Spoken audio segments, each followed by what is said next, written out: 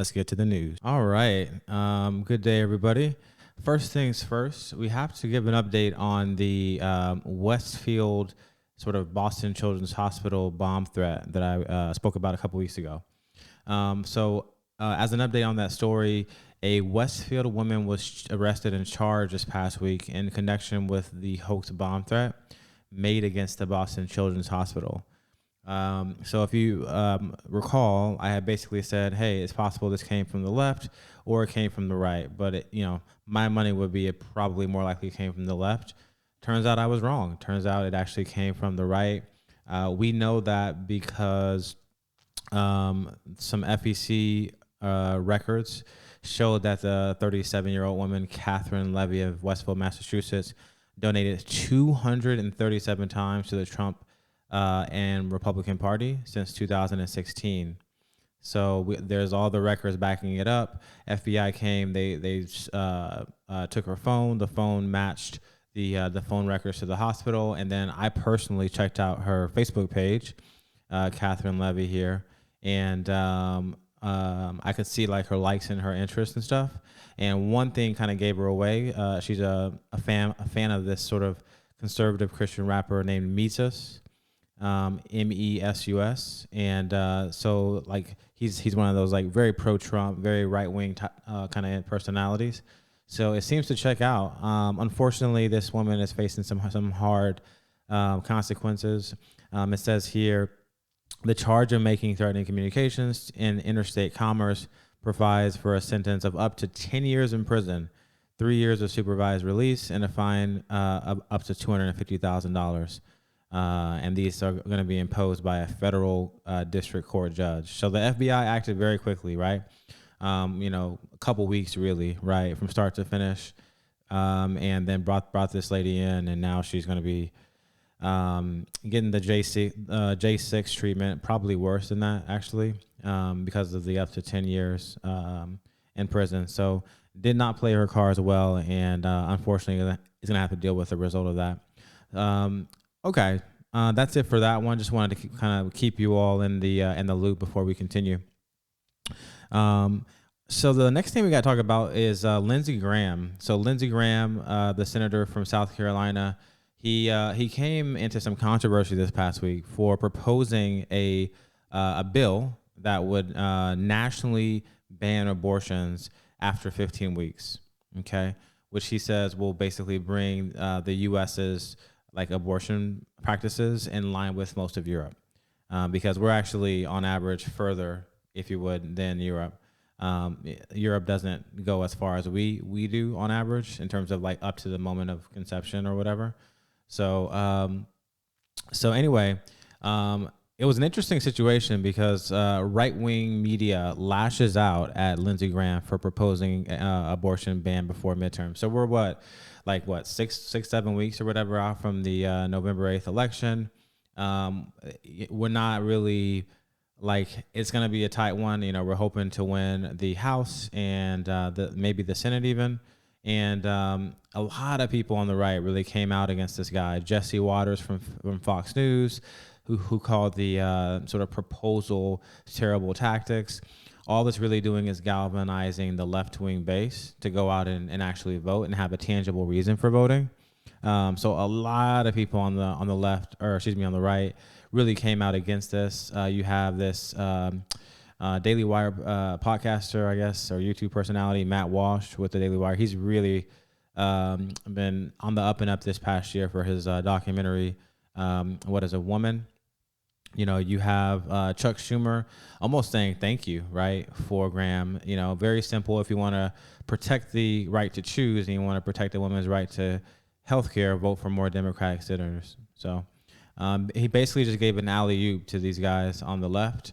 The commentary from Matt Walsh was echoed by Charlie Kirk of Turning Point USA. He's like, why is Lindsey Graham 25 days out from ballots going out, galloping in and saying that we need a federal abortion ban? Kirk asked during a Wednesday segment of his radio show. This feels like election interference.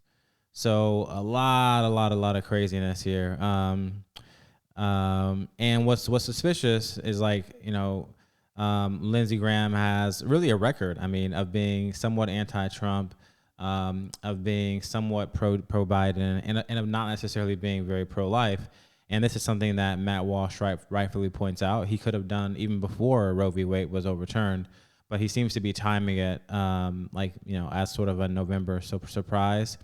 Lindsey Graham has this crazy video back in 2016 of him basically tearing up in the back of a car, basically saying how good of a person Joe Biden is and how he's one of the best men God ever made, or I think his language is as good a man as God ever made.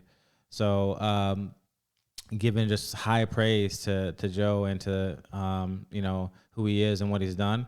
The nicest person that I've ever met in politics, he says here. So he's been suspect for quite a while now, and personally, I think this is a controlled kind of opposition type of situation, and it's definitely a bad sign. I think we have a lot of closeted Democrats in the Republican Party, a lot of rhinos, a lot of people who play both sides of the fence, a lot of people who they want to see the sabotage, and so I think he's one of them. Okay, moving that one to B tier. We'll kind of see how this impacts the voter turnout. I'm sure someone's going to do some polling on it or kind of see what happens over the next number of weeks. So the next kind of big controversy from this past week from a culture war standpoint is we got to talk about the Little Mermaid. So initially I was like, okay, this is dumb. Why is this even necessary to talk about? But it got so much backlash and so much hoopla on both the left and the right that I thought it was necessary, way more than I thought it even merited or at first glance would have deserved. And there seems to be kind of two sides of this, right? The right is basically saying, hey, first of all, the Little Mermaid is not black. This is yet another sort of revisionist entertainment that we've been dealing with of, all of the kind of the white classics getting bastardized by woke culture and, insert token person of color. And, you can wash, rinse, repeat over and over again, even at the detriment of the story.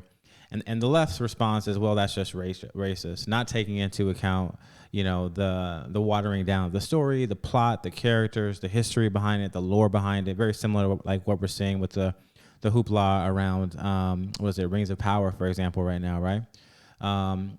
They're almost forcing diversity in these sort of American classics. So I understand the angst there. I'm going to take a little bit of a different angle with this one. I really don't care that much, to be honest, about the race factor and whether or not it's racist or in what ways. I'm just going to poke holes in some things that I think people haven't been talking about so much. So my complaints with this is, look, first of all, the trailer does not give any plot at all. There's no attempt to tease out a story. All it is Little Mermaid Ariel singing "I Wish I Can Be Part of That World," and that's it. There's no other character introduced. There's no big plot element. There's no, most movie trailers try to give you some hints or some teaser about why you might want to go see the film. Not so in this case. Very uncreative, very simple trailer. And then two, as an anime fan, I'm not sure if you guys noticed it, but I am an anime fan. I'm actually hugely influenced by anime. Live action anime is often generally just poorly executed. So at the very least, it's at least almost always inferior to the original. So some examples of that would be Death Note live action, Full Metal Alchemist live action on Netflix, and Dragon Ball Evolution that came out some years ago. All of them are just trash and garbage. If you're a purist and an anime fan, it's always going to be bad. And so doing live action in general, I think is just generally speaking a bad idea. Whether that's well done live action or a diverse or non-diverse live action, just live action itself is trash. And then number three, the CGI in the trailer is really poor. There's as people accurately note, she doesn't look like she's underwater. It's kind of weird how they did it. It feels very cheap and low budget. I feel like for a studio Disney or a company like Disney, they could have spiced that up a little bit, right? And then my personal complaint, and this may be over the top, but not only did they not shell out some money for CGI, but if you look really closely here, the girl has like a huge pimple on her forehead right here, this black spot or whatever. I feel like that could have been a $2 Photoshop job to remove from the final trailer before it actually went out. Small gripe, but I think it's a big deal when you're dealing with millions and millions of dollars of budgets from a big name like Disney for a premiere like title like The Little Mermaid. Like, how much does it cost to like, or just like put some makeup over it or something to kind of tone it down a little bit? But if you're having like an acne or a black spot breakout, I mean, there's ways to correct that. I mean, Instagram filters, all the rest, right? I mean, come on. So it just feels like not only did they, it's okay. It's one thing to just like interject like diversity or black people into this. It's another thing, in my opinion, to like basically like produce like trash or like low quality, right? Like really put a story together, put some cool special effects, like put some effort into it. Maybe she has an interesting spin on the original story. Maybe there's some extra, some extra plot elements. Maybe they could have shown a second major character in this, not just the Little Mermaid, but the big Ursula witch or whatever, or like the human man that she's attracted to, like something else just to spice it up. But it just feels like so lacking in terms of effort. So that's a bit of a problem there. I think that's fundamentally my issue with it. Moving that to the A tier, kind of a watch and see situation. We'll kind of see how that develops, but definitely blew up like 2 or 3 times bigger than I thought it was going to be. I mean, crazy week. Okay, so next thing I got to talk about is this whole Martha's Vineyard situation. So Giga Chad Ron DeSantis, he's kind of pulled a master chess move from a political standpoint this past week. Honestly, I had already mentioned a few weeks ago, or maybe it was just last week, the whole theme that we're seeing around busing to DC and to Chicago, if you recall. So this kind of took it to the next level. This is saying, okay, let's go to the Boston, Massachusetts area. There's a nice island place called Martha's Vineyard. They have a lot of millionaires there and big mansions, big homes, very expensive place to live. Let's take 50 illegal aliens and then fly them down from Florida to Martha's Vineyard and like drop them off. Yeah, that's what we'll do. So Ron DeSantis did that, and chaos ensued. I mean, it was like out of all the bus trips that have happened throughout the year, to just send a small sliver of the millions and millions of migrants who have come in illegally into the country, he just sends 50 of them, and it just boom, it just blew up. So what's funny here is that I think I alluded to it before. It's a really small portion of the overall pie. So all we're giving is a very just a drop in the bucket, and it's amazing, right? We've had to deal with like what 99 point I can do math 999 percentage of this problem, and we share just 0.001 percentage of the problem with these folks in Martha's Vineyard, and they just go batshit crazy, honestly. So that was an interesting one. I mean, sharing in the pain.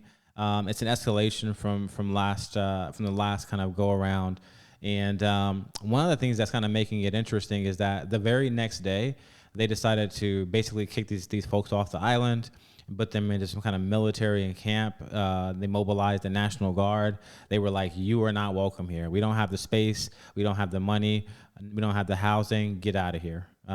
So very intolerant, because they're supposed to be the welcoming liberal left. They're supposed to be the sanctuary state. I believe Massachusetts says, they're supposed to be, talking the talk and walking the walk.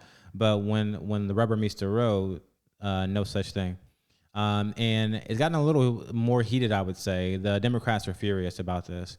And they are trying to stick the DOJ basically on DeSantis over this, saying, hey, this is some sort of kidnapping or coercion. It should be illegal. Did they get their consent to travel by plane to Massachusetts or bus to Illinois or New York or Washington? So.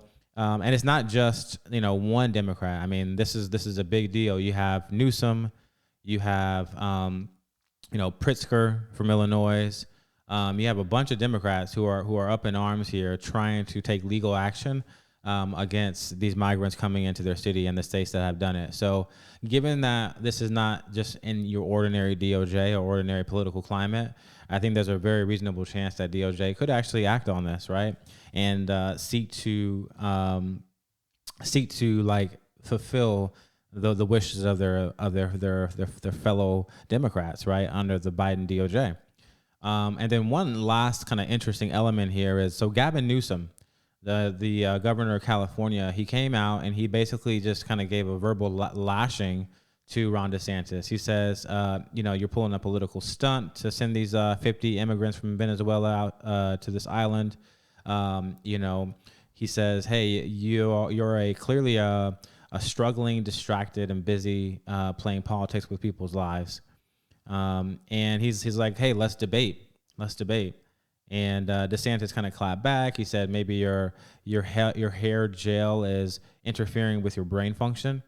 And then, Newsom kind of responds to that and says, okay, since you only have one overriding need, attention, let's take this up in debate. I'll bring my hair gel, you bring your hair spray, and then name the time before Election Day. And then DeSantis did not respond to that last quip. So interesting times. Look, I know that Newsom is just looking for some relevance. Both he and DeSantis are in a re-election year for governor in their states. And then both of them have at least interest in potential ambitions for 2024 from a presidential standpoint. So I think that Newsom in this case is probably just looking to raise his profile and give himself a little virtue signal going into the election season. So it makes sense. But I'm actually a fan of this. I'm a fan of the debate thing. We live in an environment right now where there's actually not enough discussion and debate. Everybody's just a party crony, and hatred is the only motivation. So, I'm a fan of it, right? You had Dr. Oz basically had to beg and plead Fetterman in Pennsylvania to debate him. Fetterman just recently agreed to that finally. You have Kerry Lake, whose opponent is not debating them. Like, we need debates, right? Joe Biden skipped out on tons of debates during the election cycle. So, like, I'm actually in favor of any Democrat who wants to debate, even if it's just to boost their profile. So good to see it. And I think that this one was a missile in the culture war. To be honest, it was a nuke in the culture war that I think really brought to the centerpiece this slow moving train that has picked up steam around this immigration crisis, and it's finally reaching some new apex here. Okay, so the next thing is we have to talk about an area that I'm not really as acquainted with, which is TikTok. So there's this platform, TikTok. Everybody knows or heard about it by now. But one of the influencers on there, his name is Preston Moore. He's a Harvard attorney, so he's fancy, and he's an influencer. Has I think just under 100,000 subs, and he is kind of making the waves right now. So he was offered $400 to make an anti-Trump propaganda video related to January 6th. This organization called the Good Info Foundation, they basically sent him an email and said, look, I need you to make this video. You can get $400, but here are the rules. You have to use certain language. You have to make certain allegations. You don't have to say every single thing here, but this is how we want you to say it. And then, we need you to make some things that are not substantiated, right? Most controversially, this one, the Trump campaign paid literally millions of dollars to make January 6th happen. So that's the big one right there. And then, here's his TikTok. He does the law stuff and the political stuff. Good content. Some of his videos have gotten a lot of reach. Definitely give him a follow if you like TikTok.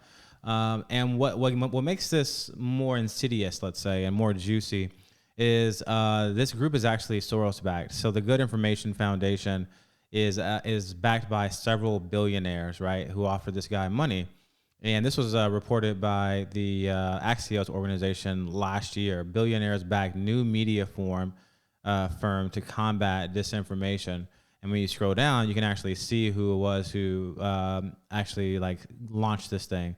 So it includes Ken and Jen Duda, Insight, George Soros, and then this guy Reid Hoffman.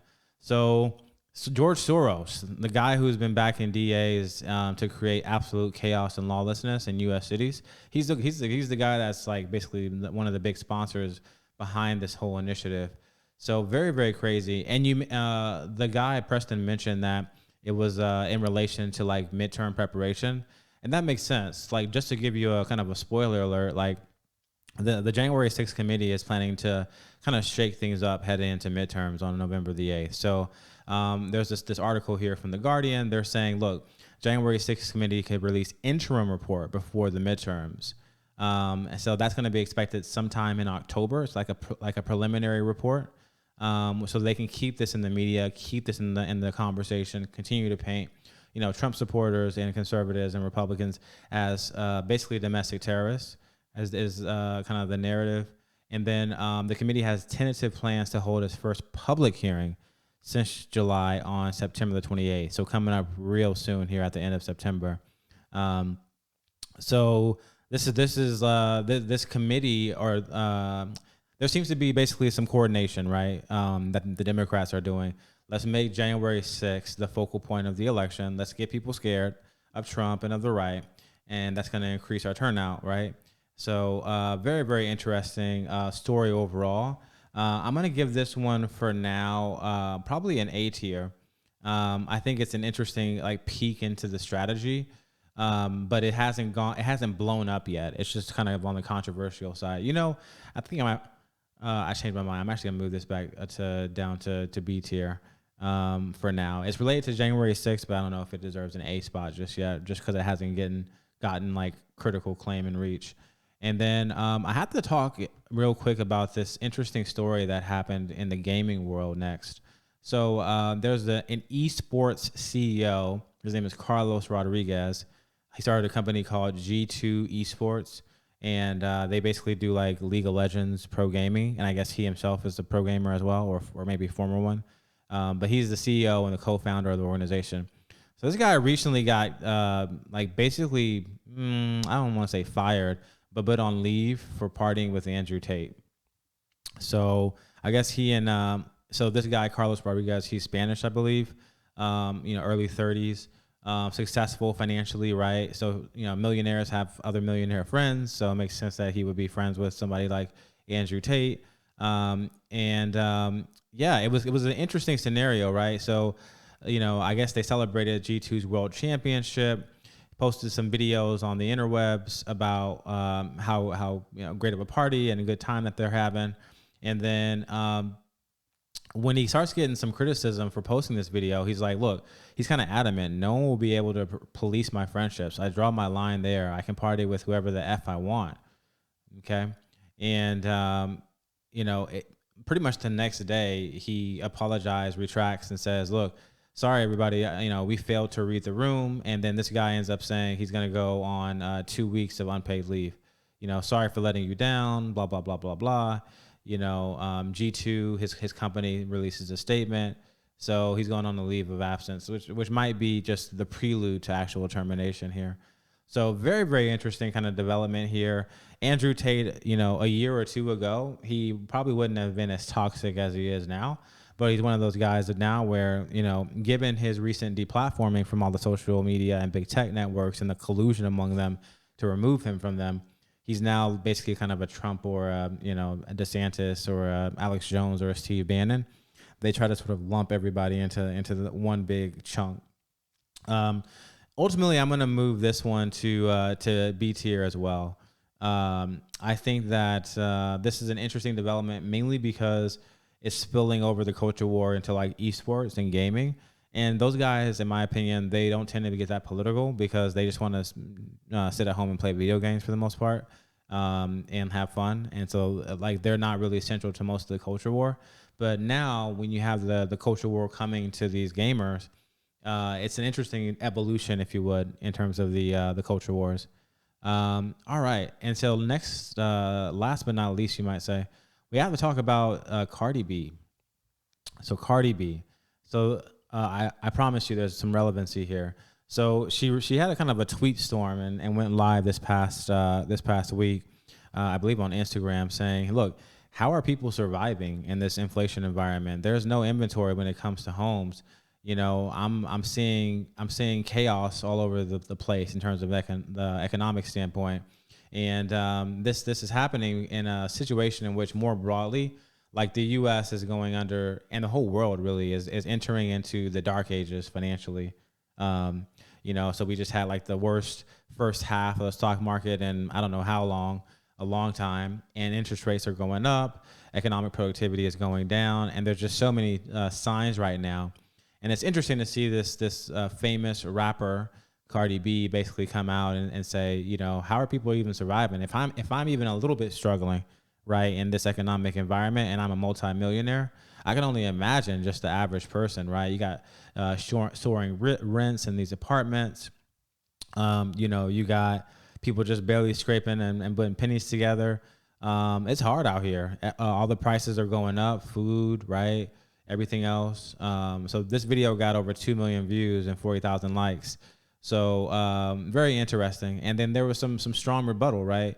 From some people, namely Diamond and Silk. So they're kind of the right wing, they're right wing personalities, basically black women who like Trump, and they're like, look, we don't give a damn what Cardi B has to say. Remember, she advocated for black people to vote for Biden. Now look, there's no baby formula, high gas, and high food costs. Why the hell is she complaining? If she worried about a recession, maybe she should sell one of her mansions. So, and this is factually correct. If you recall, like Cardi B was basically a little lapdog or a little, prostitute, if you would, of the Biden administration not too long ago. Drinking the Kool-Aid, and she had the interview with Joe Biden back in August, I guess, of last year, August of 2020, and during the election season. And it's crazy, right? Because Joe Biden is like, hey, so what do you want to see done? Tell me, what is your main interest in this election? And before giving off sort of a Democratic wish list, she just says, I have a whole list of things I want our next president to do for us. But first, I just want Trump out. His mouth gets us in trouble so much.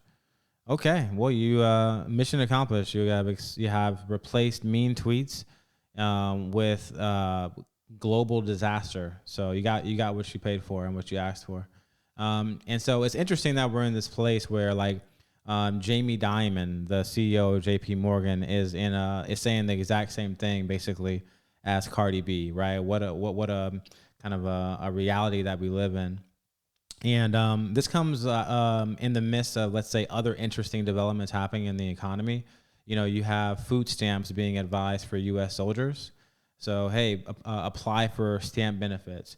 There's some interesting viral videos out there right now of people in Lebanon robbing banks because the bank is holding their money and they need it for medical bills. And so the banks have actually started to shut down and have all these limits go into place. They're in chaos in Lebanon right now due to people sticking up banks and trying to rob banks to get their money. You have Twilio, laying off 11% of its workforce. Same with what's it called? Goldman Sachs and Credit Suisse, the banks, they're laying people off. There was a huge crisis with freight trains this past week that was just narrowly averted by the Biden administration through some negotiations and compromise. So, but that could have been a disaster. We have Verizon. They were losing subscribers this past quarter, or no, I think they expect to lose subscribers this upcoming quarter. So that's not looking particularly good. In the midst of a recession, you start saying, okay, do I really need this phone bill or this internet bill or what have you, right? You start finding ways to cut corners. You got Biden thinking about buying oil reserves from foreign countries again. So we just depleted most of our oil reserves, probably sold them for a very, very cheap price. And now Biden is like, we need to refill them. Let's actually do that at a higher price than what we sold it. So that's weird. And then there's some interesting stuff right now out. There's one recommended follow is this group on Twitter called the Kobasi Letter. They have some really good sort of commentary on the, economic market, if you would. And they warn of certain things, right? Interest rates are expected to raise by 0.75 during this upcoming Fed meeting. You have FedEx warning about a major global recession. You have housing data showing home prices tumbling. And then we're going to get some manufacturing data as well. So we're in this really, really crazy period right now. So ultimately, I'm going to move this one to an A tier as well. Thanks for listening to today's rundown. If you liked what you heard, please comment, like, and subscribe. And I'll catch you next time.